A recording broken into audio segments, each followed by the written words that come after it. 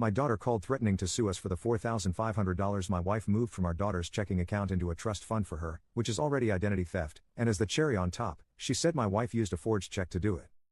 My wife came to me on Friday and asked if I had spoken to our daughter recently.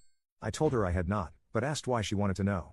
She said, I got a phone call from our daughter and she is threatening to sue us for money, her clothes, and the car. I asked my wife what money she is thinking of suing us for, and my wife said that she moved $4,500 from my daughter's checking account into a trust account that she cannot touch until she is 21. I asked my wife if her name was on the account.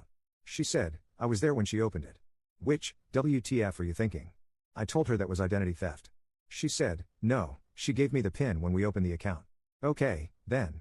That makes no sense. I then checked my email and my daughter says that my wife used a forged check to take all of the money out of her account. The total was indeed $4,500. My daughter says that she has the proof that the check was forged. I am thinking that, at a minimum, my wife can be charged with identity theft, forgery, and fraud. Am I wrong in thinking that this would be a second-class felony under PA law because of the amount involved? Commenter: You are correct in that your wife has messed up, forged bank instruments to fraudulently withdraw funds, and quite possibly done worse. Your daughter needs to run her credit report ASAP. There may be other surprises waiting in the wings that you don't know about. You and your wife need to return this money.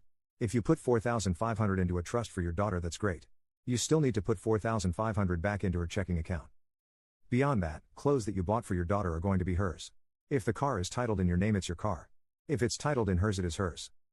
This sounds like some manner of dispute is happening between your wife and your daughter. If that's the case, it's about to get much uglier if you don't fix this ASAP, and you are not going to win. Op responds: I have absolutely no misgivings about the fact that what my wife did was absolutely wrong on every level imaginable. The money has not gone into any of my accounts. I am 99% sure that my wife opened a new account in her name only and had it receive the money from my daughter's account. I have told my wife to return the money and she refuses to do so unless my daughter communicates with her. Update 1. Apparently there were 4 checks issued to withdraw all of the money. A local police department has attempted to contact my wife, but she did not answer the call because she didn't recognize the number. My wife says that if my daughter files a suit, she will file a counterclaim for emotional distress in the amount of $5,000. She says that she has a therapist who is willing to testify as to the devastating emotional stress my daughter has caused her.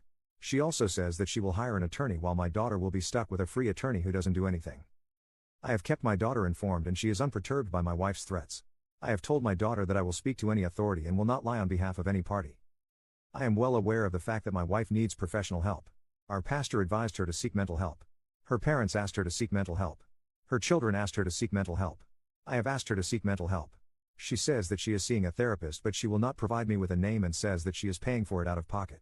I cannot force her to get mental help unless she is acutely homicidal or acutely suicidal. If I could go down the block to the courthouse at lunchtime and get her put on a 72-hour hold for being a jerk, I'd do that. Update 2. My wife seems shocked that the police would investigate this for free. My wife believes that police investigating a crime is a waste of taxpayer money. My wife now wants to go to family counseling. I told her that our daughter would not agree to that and she said, then she won't get her money. Update 3. Docket sheet has gone up on the PA Unified Judicial System website. She has not yet been arrested.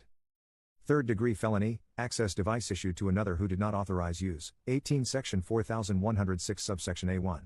Penalty is up to 7 years in prison and or up to $15,000 in fines.